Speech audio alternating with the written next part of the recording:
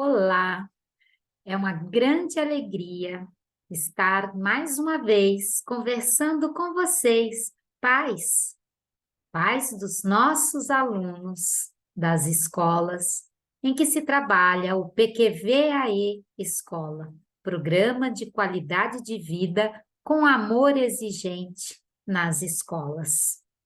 Esse vídeo é produzido especialmente para vocês, pais ou responsáveis, vocês que assumiram esse grande desafio de criar filhos numa era de grandes desafios, que certamente, por meio do programa Amor Exigente, nós teremos condições de exercer esta tão importante tarefa com assertividade e muita sabedoria.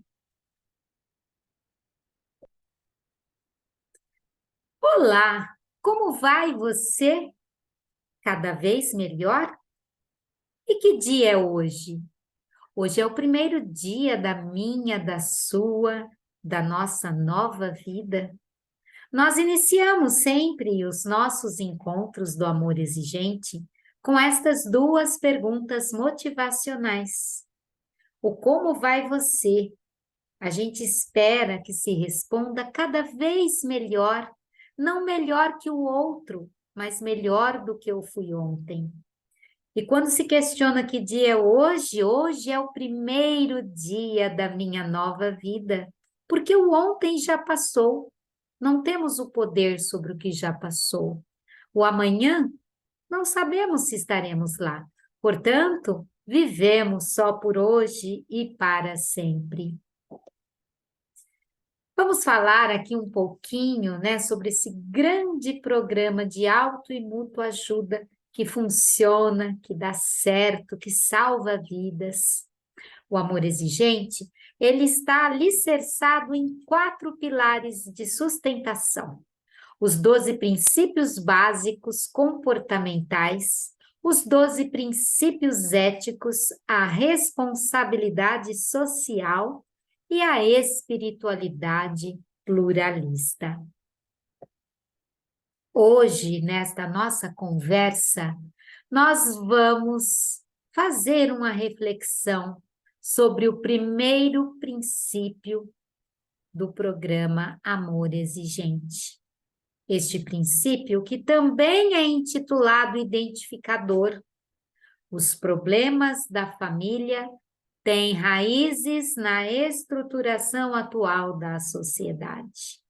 Nesse princípio, nós vamos buscar nas nossas raízes culturais um entendimento muito necessário sobre quem nós somos, de onde nós viemos, qual foi a marca que nos foi deixada pelos nossos antepassados, e a partir de tudo isso, para onde queremos ir, para onde queremos que a nossa família vá.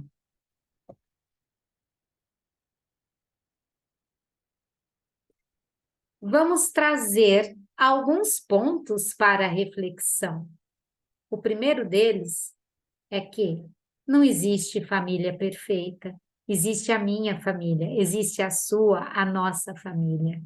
E para isso, a gente vai buscar em algumas questões básicas. Onde nós vivemos? Em que sociedade nós vivemos? O que marca essa sociedade?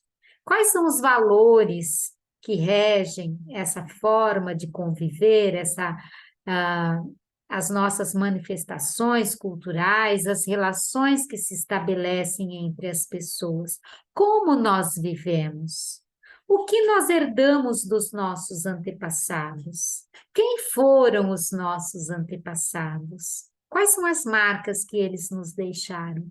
E de tudo isso, nós vamos pensar o que queremos conservar, o que é necessário nós mantermos de tudo isso que nós recebemos, o que nós queremos e podemos modificar, por uma necessidade, para nós nos despojarmos de crenças limitantes que muitas vezes atrapalham a nossa qualidade de vida.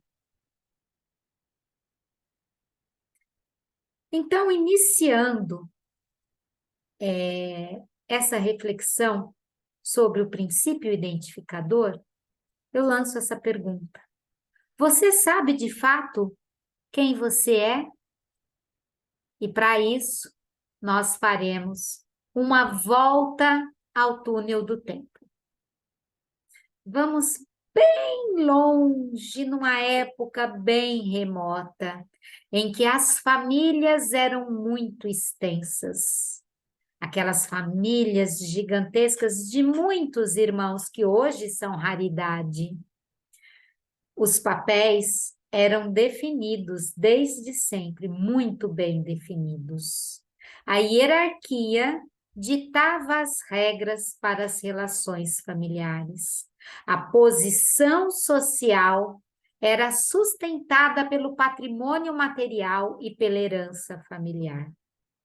Todos os membros do grupo familiar deviam obediência e respeito ao pai, aquele que os deveria proteger, vigiar e corrigir. Tanto é que naquela época tudo passava pelo crivo da figura do pai. Era a última palavra. Os filhos até poderiam solicitar alguma coisa para as suas mães, mas a última palavra sempre era do pai. O papel da mulher era secundário, né? Não era ela quem dava a palavra final. Ela poderia falar, tentar interceder, mas a palavra final sempre era da figura paterna. E nessa retrospectiva, a gente vê o grande boom que aconteceu, o grande avanço ao longo do tempo, dos anos 50 aos anos 2000, onde aconteceu o boom tecnológico, o culto à beleza, as questões da ecologia, da sustentabilidade vieram à tona, mas principalmente este boom tecnológico, que trouxe inúmeras transformações a nível global, principalmente com relação à forma das pessoas se comunicarem, se relacionarem, produzirem e transmitirem, compartilharem conhecimentos. De 2000 até 2021, um simples exemplo. Olha a evolução dos eletrônicos. E isso está totalmente obsoleto hoje, nos dias atuais, digamos de passagem. Aquilo que há 10 anos parecia um luxo, tornou-se hoje praticamente indispensável. Não podemos viver sem. Então, nós tínhamos aí, né, a evolução dos aparelhos celulares ao longo dos anos.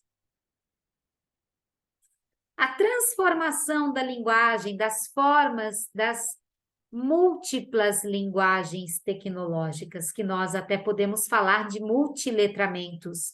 Precisamos aprender a lidar com essas formas de linguagem, coisas que as nossas crianças, adolescentes e jovens, nascidos nessa época digital, eles não apresentam essa dificuldade. Inclusive, quando a gente tem a dificuldade, a gente sempre vai atrás, né, de procurar ali a ajuda aos universitários. Nós vamos pedir ajuda aos universitários, geralmente para os nossos filhos, os nossos netos, porque eles nasceram nessa época.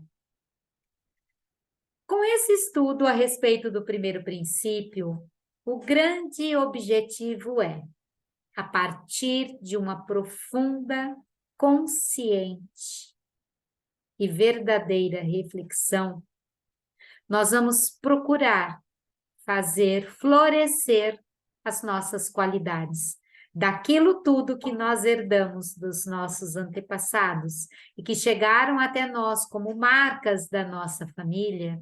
nós vamos fazer florescer essas nossas qualidades, mas também diminuir o que temos de negativo, porque são essas questões das nossas crenças limitantes que atrapalham a nossa qualidade de vida. Então, o convite para a mudança é ir se despojando aos poucos de tudo isso. Então, quem pode me ajudar? Como me ajudar? Onde e quando eu preciso de ajuda?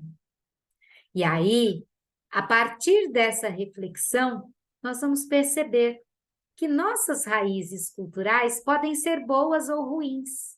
Muitas vezes nós trazemos crenças, comportamentos e atitudes que hoje não cabem mais na sociedade em que vivemos e que a gente precisa modificar. Mas também há muita coisa boa na nossa bagagem. Eu costumo dizer na nossa mochila, que é aquilo que nós herdamos muito positivamente dos nossos pais, avós, bisavós, e que isto sim, nós não podemos abrir mão, principalmente no que se refere às virtudes, aos valores morais, aos princípios éticos. Enfim, as nossas raízes podem ser boas ou ruins. Tudo depende de como lidamos com elas. Para isso, a gente vai ter que identificar quais são os meus valores. O que para mim hoje é importante, eu enquanto ser humano. Quais são os valores que norteiam a minha família? A minha família certamente tem uma proposta de vida. Vocês, pais, quando formaram uma família, colocaram ali, fizeram um pacto, né, de elaborar uma proposta de vida para essa família. Nessa proposta estão contidos os valores, os princípios, tudo que rege os relacionamentos, os sonhos, projetos de vida. E quais são os valores desta sociedade em que vivemos? Porque tudo isso entra em jogo. A gente tem que ter equilíbrio entre tudo isso, porque os meus valores não podem caminhar na contramão dos valores da minha família, e também não com relação aos valores da sociedade. Aqui, quando a gente fala dos valores da sociedade, a gente percebe hoje que muitos valores estão sendo esquecidos, não estão sendo transmitidos de geração a geração, e é preciso urgente um resgate, né, de tudo aquilo que foi se perdendo ao longo do tempo e que hoje tanto faz falta nas relações entre as pessoas, nas relações éticas, morais, as relações de respeito ao próximo, né, de respeito ao todo, à coletividade, ao meio ambiente.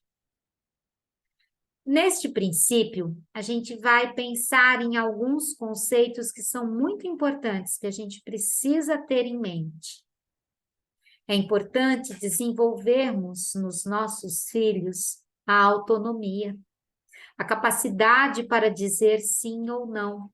A autonomia caminha junto com a valorização de si. Então, você, pai, valorize o seu filho, para que com esta valorização brotando dentro dele, né, com a sua autoestima elevada, ele saiba se governar por si próprio, que ele não possa ir pela cabeça dos outros, que ele tenha condições de dizer sim ou não diante de tudo aquilo que lhe é posto.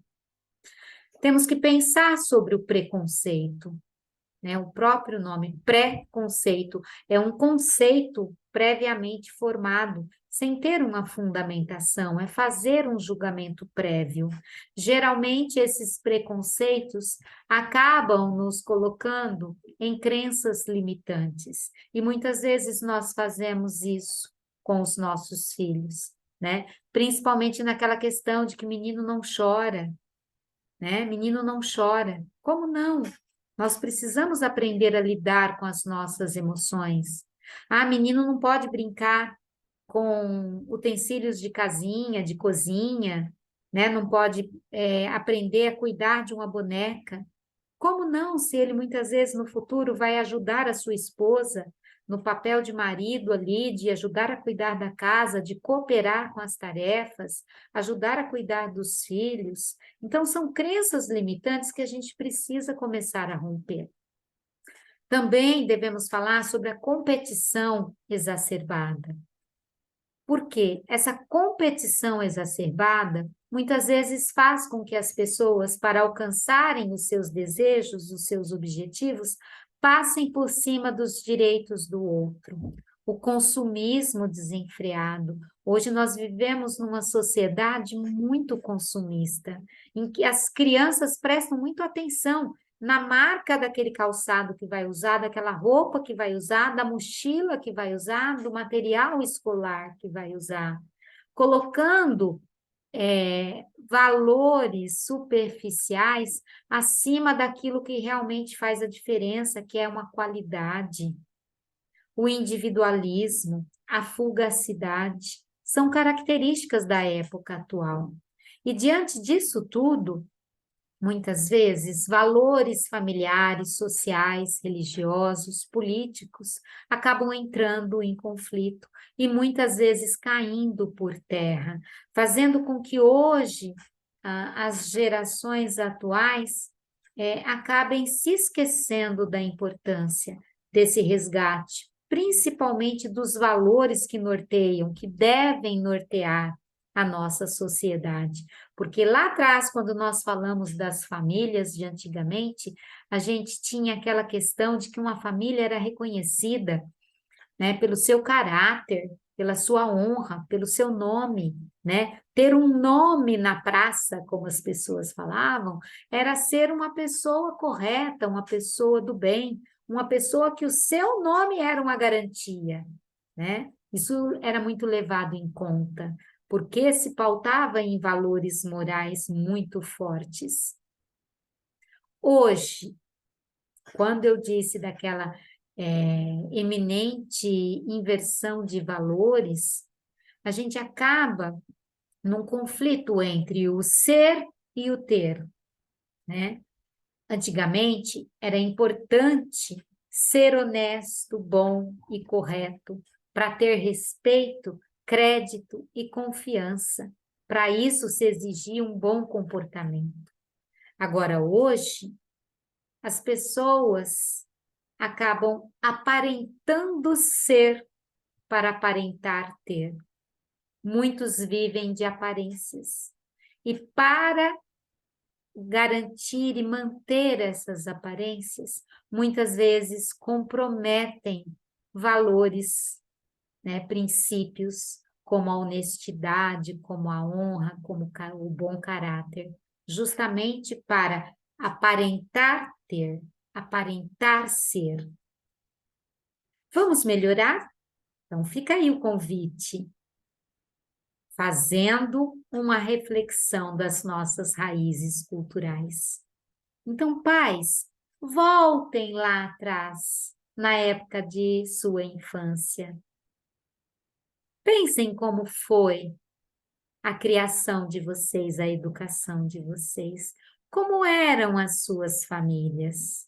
O que os pais prezavam em ensiná-los?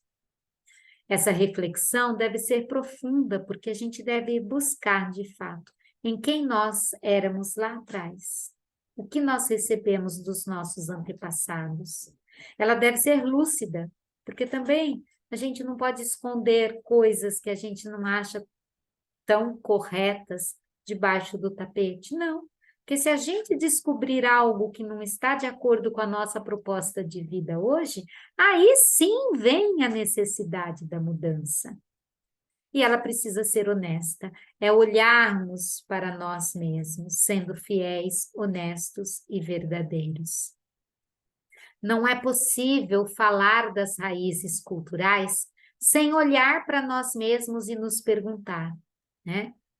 Fazer essa avaliação pessoal, quem eu sou, buscar o autoconhecimento. Eu preciso me conhecer para me valorizar e saber em quais pontos eu preciso mudar as minhas atitudes, o meu comportamento. Avaliar os meus valores, os valores que eu recebi nas minhas raízes culturais, os valores que eu trago comigo até hoje. Quais fazem sentido nessa sociedade aí atual, né? Quais não são tão importantes? E quando a gente fala valores, a gente não pode confundir com virtudes, né? Porque valor é o que é dado um valor numa determinada época, pode ser um valor em outra não, né? Agora, as virtudes e os princípios que norteiam a nossa convivência ética, estes sim, nós precisamos manter sempre, mesmo com o avanço da sociedade, o avanço tecnológico.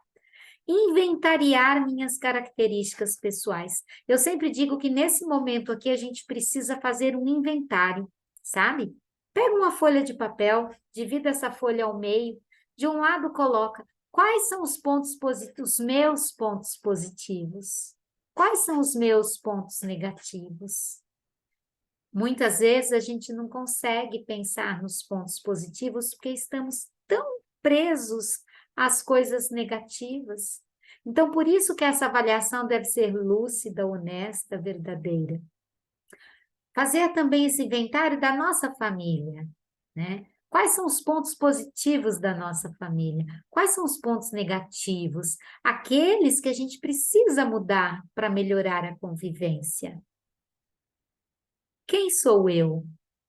Que tipo de pessoa eu sou? Devemos nos conhecer bem para estarmos seguros dos valores que queremos transmitir. Pais, se vocês querem formar filhos numa base sólida de ética, de valores, de moral, conheçam bem quais são os valores que fundamentam a sua família, porque só assim vocês terão condição de transmitir, porque esta é a marca que nós vamos deixar. Hoje, somos um pouco de cada um com quem convivemos e de cada lugar onde vivemos. Pensemos lá nos nossos bisavós, avós, nos nossos pais, e nós, enquanto pais, o que que nós estamos deixando? O que nós recebemos como contribuição, como um verdadeiro tesouro dessas pessoas com as quais nós convivemos. E aí, com essa imagem, fica a pergunta: que marca? Olha aí essa criança, parece que ela tem vários carimbinhos aí. Qual é a marca que eu quero deixar? Será que é a marca da sociedade atual, do consumismo exacerbado, do capitalismo exagerado? Qual é a minha identidade? Qual é a minha marca? Qual é a identidade do meu esposo, da minha esposa? E qual é a identidade que nós dois, pais, decidimos dar à nossa família? A ponto das pessoas, a partir do momento que convivem com os membros da nossa família, percebem qual é a marca daquela família. O que, que caracteriza aquela família? Nós somos reconhecidos como. Quando isso está bem definido, facilmente as pessoas que convivem conosco percebem. Qual é a marca que você vai deixar para os seus filhos, para a sociedade? Porque muitas vezes a gente até escuta as pessoas dizendo assim: nossa, que mundo que nós vamos deixar para os nossos filhos? Ao passo que a pergunta deveria ser outra: que filhos nós estamos deixando para o mundo? Agora, com os verdadeiros valores definidos, iremos agregar nossa família em torno deles. Quando a gente define qual vai ser a marca da nossa família, a gente vai fazer de tudo para que essa marca prevaleça. Se algum membro da família desafiar os nossos verdadeiros valores, nós resistiremos e faremos prevalecer aquilo que de fato faz parte da nossa proposta de vida, dizendo não, dizendo eu não aceito esse seu comportamento, dizendo eu te amo, você é meu filho amado e querido, mas eu não aceito esse comportamento. O que eu estou criticando não é você, mas sim o seu comportamento inadequado. não devemos permitir mudanças de valores em nossas vidas por conveniência, por acomodação ou medo. Então, vejam, eu tenho ali o valor que nós colocamos como um ponto importantíssimo da nossa proposta de vida. Mas, às vezes, por conveniência deixa para lá, isso vai dar muito trabalho fazer isso, né? Funcionou, eu sempre fui assim, sabe a síndrome da Gabriela? Eu nasci assim, eu cresci assim, vou ser sempre assim. Ou por medo, o medo da mudança, né? Nós, pais, não podemos ter medo em oferecer para os nossos filhos uma educação sólida, fundamentada em princípios. Abra os braços para a mudança. É uma das grandes mensagens que nós deixamos com esse princípio. Se eu não mudo, nada muda. Respeitar as diferenças. Então, essa imagem aqui da árvore representa as nossas raízes, todas as pessoas que fazem parte aí do nosso círculo familiar. Para vivermos em harmonia é preciso o respeito às diferenças, porque as pessoas são diferentes. É necessário o respeito. E com isso, a gente entra no primeiro princípio ético, institucional e familiar. O primeiro princípio ético fala da virtude do respeito. Respeitar a dignidade da pessoa humana. Inclusive, aqui nós temos até algo que faz parte da Constituição Federal. O respeito do indivíduo, do ser humano, em ter sua dignidade respeitada.